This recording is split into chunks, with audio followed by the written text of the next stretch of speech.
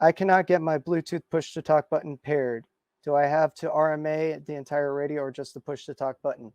The push to talk button, since my radio is actually writing right now, I can't actually show you. That is actually one of the most complicated things. You think it would be easy, but it seems to be really complicated to get that button to pair.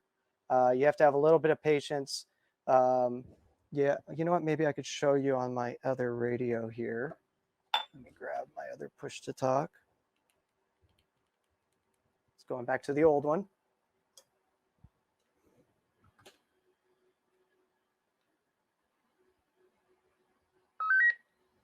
Okay, so we're going to go menu,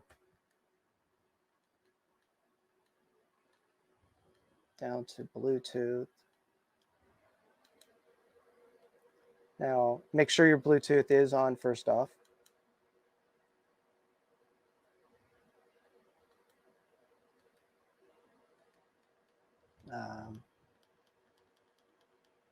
Yeah, Bluetooth pairing.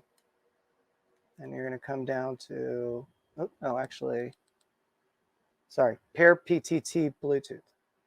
This one, Bluetooth PTT pair. You're going to go to connect, and while that's going, you're going to push the button.